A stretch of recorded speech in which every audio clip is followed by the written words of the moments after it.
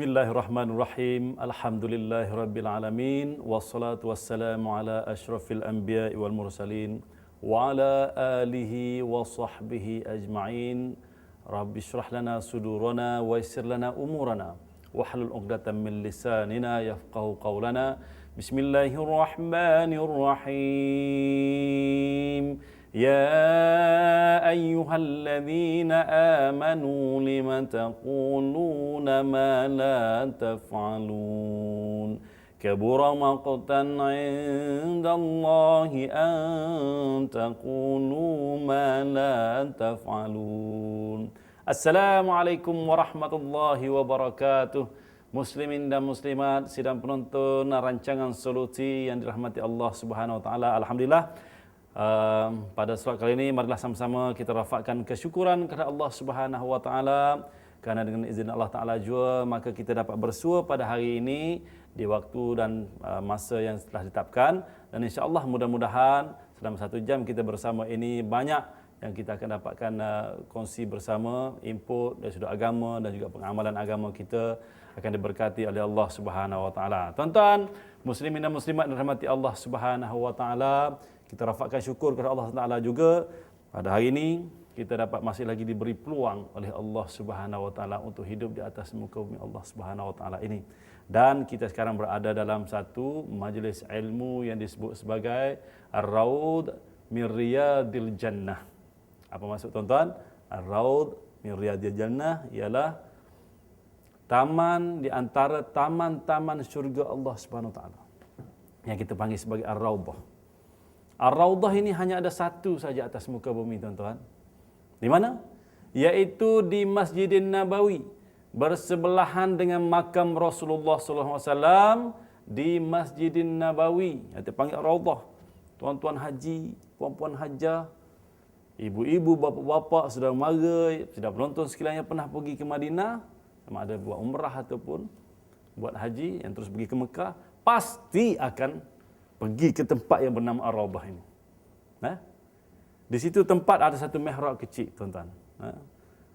Kemudian ada satu mimbar, ada kapet warna hijau. Berpusu-pusu orang nak pergi ke sana, tuan-tuan. Berpusu-pusu, pergi pukul 1 pagi pun penuh. Pergi pukul 2 pagi pun penuh. Pergi pukul 3 pagi pun penuh. Apatah lagi pukul 4 sebab orang buat persiapan untuk sembahyang subuh. Kita semayang lama sikit, Allahu Akbar, tiba-tiba ada orang tolak terus kita, tuan-tuan.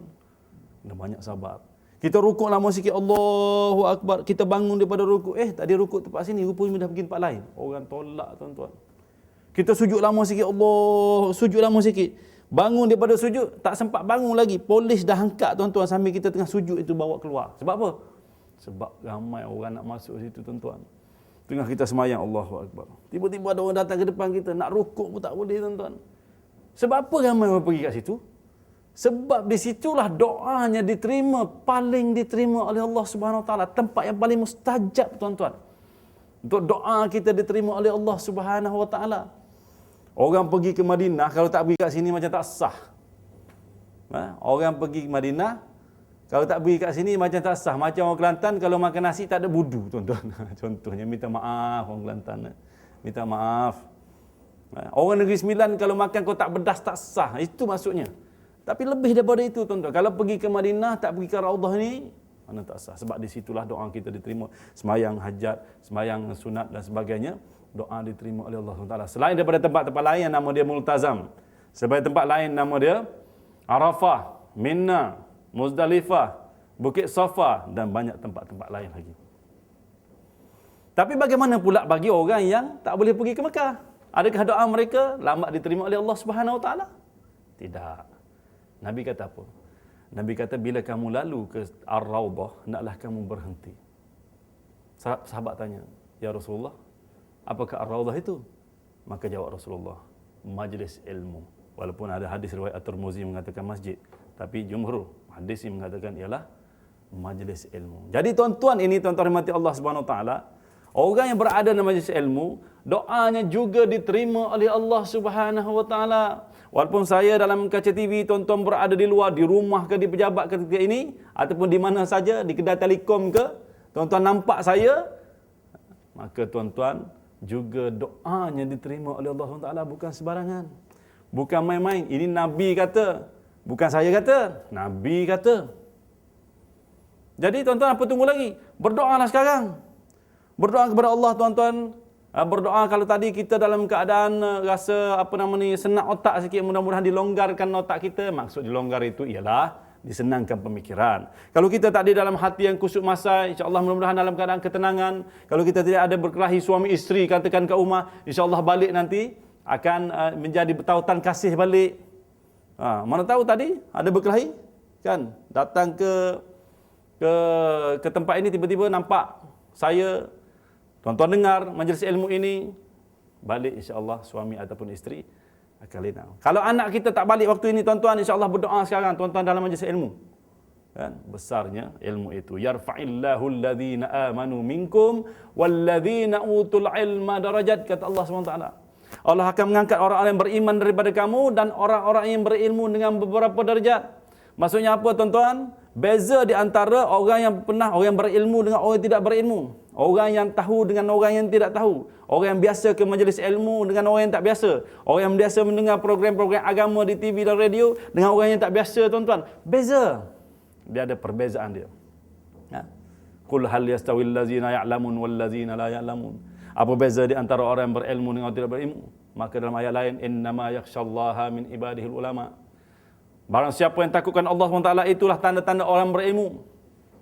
Takutkan Allah SWT, ada ketakutan kat sini. Saya nak sebut pun tuan-tuan tergagak sebab takut kepada Allah SWT. Azab Allah Ta'ala akan turunkan kepada siapa yang engkar akan perintah Allah SWT. Tetapi untuk doa diterima dalam majlis ilmu yang sebegini, yang kita berada di Malaysia ini atau di mana saja di atas muka bumi ini, selain daripada tempat yang saya sebutkan tadi, iaitu di Ar-Rawdah, dia mesti ada syarat dia. Syarat yang pertamanya ialah apa dia? Syarat yang pertama untuk doa kita diterima ini ialah niat yang betul. Saya ulang sekali lagi, niat yang betul. Kan ada hadis, innamal a'malu binniyat wa innamal likulli imri'in ma nawa, faman kana hijratuhu ila Allah wa rasulih fa hijratuhu ila Allah wa rasulih, wa man kana hijratuhu lidunya yusibuha aw imra'atin yankihuha fa hijratuhu ila ma hajara ilaih. Hadis riwayat muttafaqun alaih, Bukhari dan Muslim. Nah, bila berlakunya peristiwa hijrah pertama dalam sejarah umat Islam secara terbuka bersama dengan Rasulullah SAW min Makkah al-Mukarramah kepada Madinah, daripada Mekah nak tinggal segala kejahatan yang ada dekat Mekah ni, nak bina sebuah negara baru dekat Madinah. Lalu ramai yang berhijrah kerana Allah dan Rasulnya. Tiba-tiba ada seorang sahabat berhijrah selain daripada itu. Berhijrah tu niat dia selain daripada itu, tuan-tuan. Iaitu niat dia untuk apa? Untuk berkahwin dengan seorang. Maka Nabi kita Muhammad SAW mengatakan bahawa sesiapa yang berhijrah ini kerana Allah dan Rasulnya, maka dia akan dapat itu. Siapa berhijrah kerana dunia yang dia nak kejar, ataupun seorang perempuan yang dia nak kahwin, maka itulah yang dia dapat. Jadi kalau niat yang betul nak kepada majlis ilmu, tuan-tuan akan dapat ilmu itu. So niat yang betul. Niat ini bukan kata macam lafaz niat. Ada orang bertukar, tuan-tuan, lintasan niat dengan lafaz niat. Lafaz yang kita niat macam nak semayang tu, usalli fardhu maghribi salasa rakaatin ma'muman lillahi ta'ala, macam tu. Baru boleh semayang. Barulah kita boleh angkat takbir. Bukan kata tuan-tuan bila berada tengok rancangan ini, tuan-tuan kena sahaja aku menengok rancangan solusi ini 2 rakaat mengikut imam kerana Allah Ta'ala. Tidak, tuan-tuan. Tak ada rakaat-rakaat pun. Niat nak kepada majlis ilmu, nak kepada barakat ilmu, nak kepada ilmu Allah SWT, insya-Allah doa diterima oleh Allah Ta'ala. Syarat yang kedua, bagaimana doa kita diterima oleh Allah Ta'ala? Untuk doa kita diterima dalam majlis ilmu, tuan-tuan, yang keduanya ialah hati yang tawadhu. Apa dia? Saya ulang balik. Hati yang tawadhu. Apa maksud hati yang tawadhu? Ialah hati yang redha. Hati yang redha. Ya. Ungkapannya saya sentiasa buat macam ni, tuan-tuan. Air hujan yang turun dari atas langit, sifatnya tidak akan bertakung di atas puncak yang meninggi. Air hujan yang turun di atas langit tak bertakun di atas ni puncak ni, tapi melimpah ruah di sudut yang paling bawah sekali sehingga boleh jadi banjir, tuan-tuan. Maksudnya apa perumpamaan ini? Apa ayat-ayat ini ialah orang yang datang majlis ilmu dengan hati yang sombong, dia tidak akan dapat ilmu. Ya. Iman itu tidak akan bertapak di atas hati orang yang sombong. Makna kata kalau kita pergi ke masjid ataupun pergi ke majlis ilmu, kita mendengar orang ceramah, tuan-tuan, kita katakan apalah dia ceramah. Dia bukan ada doktor pun, dia bukan ada haji pun. Bagaimana dia boleh ceramah macam ni? Kan? Aku ada haji, aku ada doktor, lagi kuatlah aku ceramah macam ni. Itu maknanya hati yang tidak redha. Ibarat kata patah Melayu, di mana bumi dipijak, di situlah langit dijunjung, tuan-tuan. Di situlah langit dijunjung. Kalau kita pergi ke satu tempat majlis ilmu, kita bawa, katakan kita nak ambil air lah ya. Kita bawa satu gelas yang sudah ada air. Kita pun pergi nak ambil air. Dapat tak air baru? Tak dapat. Sebab dia akan melimpah ruah turun air baru tu. Tapi kalau kita pergi dengan gelas kosong, nak ambil air dekat paip, dah tentu kita akan dapat air berkenaan. Sebab kita pergi dengan gelas kosong. Itu maksudnya hati yang redha, hati yang tawaduk. Tawaduk ni Nabi kita pun suruh, tuan-tuan. Cuba tengok akhlak Nabi macam mana. Nabi berdakwah dengan pelbagai cara, bukan dengan perkataan secara verbal saja, bukan dengan qaul saja, tapi juga dengan akhlak, dengan peribadi yang baik. Tuan-tuan masih ingat tak cerita di mana jiran Nabi seorang perempuan tua yang sentiasa melemparkan sampah di rumah Nabi? Tuan-tuan ingat tak? Ingat. Yang mana ingatlah, yang tak ingat juga. Kan? Hari-hari lempar sampah rumah Nabi, ada Nabi pergi maki balik. Tak ada, Nabi tengok Nabi buangkan sampah berkenaan. Bangun pagi esok ada pula sampah, Nabi ambil, Nabi buangkan. Setiap hari, tiba-tiba hari yang seterusnya tu tidak ada sampah, tuan-tuan. Ini saya ulang balik lah, mana yang tuan-tuan dah tahu. Tak ada sampah. Nabi pun tanya orang, kenapa lah perempuan ni hari ni tak buang sampah? Dapat tahu bahawa perempuan tua ni sakit. Apa Nabi buat, tuan-tuan? Nabi pergi ziarah perempuan ini, tuan-tuan. Akhir saya tengok kebaikan Nabi yang langsung tak marah kepada jirannya itu yang buang sampah, yang begitu jahat hatinya, busuk, tuan-tuan. Pergi ziarah. Kalau kita usahkan nak pergi ziarah, hari pertama lempar sampah, dah ada dalam hati, bahasa jiran tak ada hati perut. Itu hari pertama. Hari kedua, celaka jiran. Yang ketiga, hari ketiga, dah berparang, tuan-tuan. Jekah daripada, oi, kau tak kerti masa ke? Lempar sampah rumah orang. Kalau kita, bukan kita niat, kita tempat lain. Bukan tuan-tuan. Orang lain ni cerita, tuan-tuan bagus belaka. Nak pergi ziarah kalau dia dah sakit, haram. Tak ada yang nak pergi, tuan-tuan. Sebab apa? Kita penuh dengan sifat-sifat pendengki, sifat-sifat pemarah dan sebagainya. Kalau Nabi dia sanggup lagi pergi. Ada satu kisah, tuan-tuan. Seorang Yahudi berada di hujung kampung. Buta lagi, tak boleh berjalan lagi. Kerja orang Yahudi ni kira maki hamun Rasulullah saja. Kerja dia buta, tak boleh berjalan. Tapi siapa pergi berjumpa dengan dia kerja maki hamun, pergi cerita buruk tentang Rasulullah saja. Tapi Nabi, setiap pagi dia akan pergi berjumpa dengan orang tua berkenaan. Pergi berjumpa dengan orang tua berkenaan, dia akan suap orang tua berkenaan dengan makanan. Setelah Nabi kunyah, Nabi suap. Bila lepas suap, orang tua tu makan, dia cakap apa? Dia pegang tangan Rasulullah, dia pun cerita, kamu jangan jumpa ada seorang nama Muhammad bin Abdullah, dia tu orang jahat apa gitu gini. Dia tak tahu depan dia Rasulullah. Bila Rasulullah wafat, Sayyidina Abu Bakar tanya Sayyidatina Fatimah. Dia tanya, apa lagi? Aku telah buat semua yang Rasulullah buat, tapi apa lagi yang aku tak buat? Lalu diberitahu bahawa Rasulullah sentiasa pergi ke hujung kampung sana untuk, Sayyidatina Aisyah pergi ke hujung kampung sana untuk beri makan seorang Yahudi tua yang cacat buta. Lalu Sayyidina Abu Bakar pun pergi untuk beri makan. Disuapnya orang tua berkenaan, dia terus pegang tangan Sayyidina Abu Bakar. Dia tanya, kamu sebenarnya bukanlah orang sentiasa bagi makan kepada aku, kamu siapa? Lalu Sayyidina Abu Bakar kata, dia Sayyidina Abu Bakar lah. Di mana orang sentiasa bagi aku makan? Sebab Rasulullah sebelum dia suap, dia kunyah dulu. Sayyidina Abu Bakar tidak, dia suruh suap macam tu je. Kalau roti dal tu gulu-gulu suap macam tu aja. Rasulullah tak bagi kunyah dulu, sebab untuk tu mungkin tak ada gigi kot. Nah, dia perasan orang lain. Pegang. Dia kata, itulah Rasulullah yang kamu cerita-ceritakan. Terus dia jurai mata dia. Terus dia mengucap dua kalimah syahadat. Ini cerita banyak lagi, panjang. Maknanya tunjuk dengan apa? Dengan kita punya akhlak. Kita tak ada dah kalau orang maki hamun kita, memang kalau kita tak maki hamun balik, kita lari. Tak nak jumpa, tak nak tengok muka. Itu kita. Boleh kita jadi macam tu? Boleh. Kena berusaha lah. Berusaha menjadi bagaimana yang Rasulullah anjurkan. Hati yang tawaduk.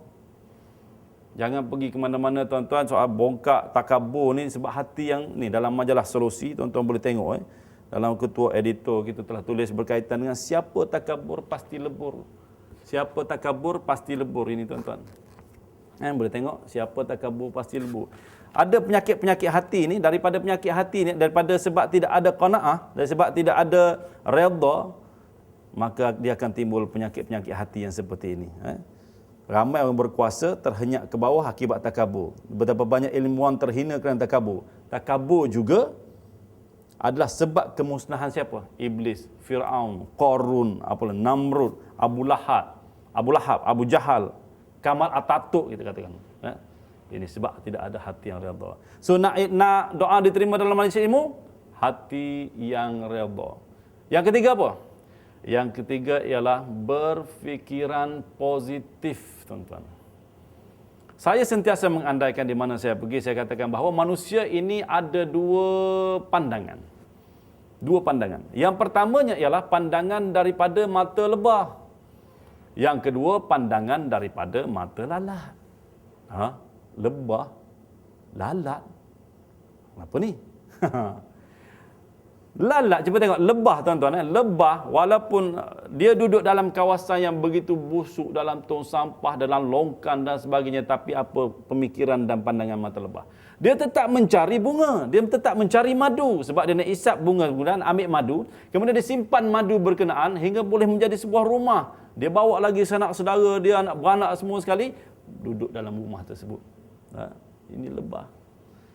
Tapi kalau pandangan mata lalat, cuba kita tengok sifat lalat macam mana tuan-tuan. Lalat ni walaupun dia duduk dalam kawasan yang baik, yang cantik, yang harum, kawasan itu pula yang manis, kawasan itu pula yang begitu kondusif, tapi mata dan pemikiran dia tetap mencari apa? Mata dan pemikiran tetap mencari benda-benda busuk. Ini manusia ada dua pandangan ini. Satu pandangan mata lebah, satu lagi pandangan mata lalat. So kita pilih. Pilihan itu berada pada tangan kita. Pilihan itu juga bergantung kepada sejauh mana iman kita. Kalau iman kita tebal, kita akan pergi kepada pandangan mata lebah. Kalau iman kita kurang, kita akan pergi kepada pandangan mata lalat. Ini perumpamaan pujangga lah. Perumpamaan ilmu-ilmuwan kita. Berfikiran positif. Jangan suka menyalahkan orang, tuan-tuan. Satu, kita tunjuk kepada orang. Berapa tunjuk kita balik? 4 tunjuk kepada kita balik. Itu kisahnya. Ada seorang pelajar sebuah universiti, tak cerita universiti mana, bukan kat Malaysia lah, tempat lain tuan-tuan. Hari Ahad tak ada kelas, dia lapar. Dia turun ke bawah kafetaria, sampai kat kafetaria, dia beli kuih cuk udang. Dia kata, "Makcik, minta kuih cuk udang RM1." Makcik tu pun letak kuih cuk udang 3 ketul tuan-tuan. Naik ke bilik, dia nak makan, dia belek kuih cuk udang seko pun tak ada. Dia marah, dia ingat makcik dia tipu dia. Dia kata, dia turun balik. Dia hempas depan makcik. "Makcik, ni kuih cuk udang seko pun tak ada makcik. Makcik nak menipu kata. Makcik tu tak pandang pun, dia sambil menggoreng. Dia cakap, "Engkau pernah makan cucu badak tak?" "Pernah," kata. "Ada badak dalam tu?" "Tak ada." "Tak ada, naik ke atas." Tengok. Awak baru semester 3, makcik tu dah 14 tahun dalam universiti, dalam menggoreng. Dia mesti tahu punya. Takkan kuih tak itik ada itik dalam tu? Ada? Tak ada kan tuan-tuan? Ini maksudnya tak boleh menyalahkan orang, berpandangan positif. Yang keempat apa dia? Yang keempat ialah saling bekerjasama antara satu sama lain. Dalam kehidupan kita manusia ini, tuan, kita tak boleh hidup seorang. Tak boleh hidup seorang diri. Saya ingat ada satu kisah mana seorang yang cuba untuk hidup seorang letak dalam hutan Amazon. Tak sempat 6 bulan tuan-tuan. Belum kata 6 bulan. Kalau saya dah sebulan dah flat dah. Tak boleh dah. Bolehkah kita duduk seorang-seorang, tengok pokok apa semua, kita boleh? Tak boleh, sebab fitrah kejadian manusia ini adalah berpasang-pasangan. Bila ada berpasang-pasangan, ada kumpulan. Bila ada kumpulan, ada yang grup yang ramai. Bila grup yang ramai, kita dah mesti lantik seorang ketua lah, ada bendahari dan sebagainya. Begitu juga dalam hal ehwal keluarga. Saling bekerjasama antara satu sama lain. Suami tahu tanggungjawab suami, isteri tahu tanggungjawab isteri, anak-anak tahu tanggungjawab anak-anak. Bina rumah tangga bahagia. Sebab tu tuan-tuan, dalam kursus parenting skill saya mengajar juga bahawa suami selaku ketua keluarga mesti pandai nak arrangekan, nak managekan isteri dan anak-anak. Kepandaian itu ialah tidak lain dan tidak bukan, ialah adanya unsur-unsur agama, hidup secara mahabbah, secara agama dalam rumah tangga. Kesan dia, anak-anak sebenarnya melihat ayah dia, dalam tempoh pembesaran, dia melihat ayah dan ibu dia sebagai idola. Daripada umur 0 sampai umur 7 tahun, tuan-tuan. Bila tanya nak jadi macam siapa? Nak jadi macam ayah. Nak jadi macam mak. Kalau ada adik-beradik dia, nak jadi macam adik-beradik. Bila dia masuk sekolah umur 7 tahun, dia dah nak jadi macam apa? Macam cikgu. Tuan tengoklah. Pembesaran anak-anak tu, kalau kita ajar dia betul-betul, tuan-tuan, anak-anak tu akan berkembang ikut apa yang kita nak, tuan-tuan. Dia setiap langkah kita mesti dia ikut. Mesti dia follow punya. Contoh, kalau tuan-tuan tengok TV kat depan, tuan-tuan baring tengok TV kat depan, anak-anak tengok kat belakang, umur 2 tahun, 3 tahun. Kita nak tukar channel, tak ada remote. Kita pun tukar dengan kaki. Kan dulu TV boleh tukar dengan kaki, dengan tekan-tekan je. Tukar dengan kaki. Anak tengok, weh, ayah aku tukar TV dengan kaki. Dia tak cerita kat kita. Jadi bila kita tak ada, dia cari remote tak ada juga. Dia tendang TV tu, tuan-tuan. Mana dia buat lebih daripada kita lagi. Nak macam tu? Tak nak kan?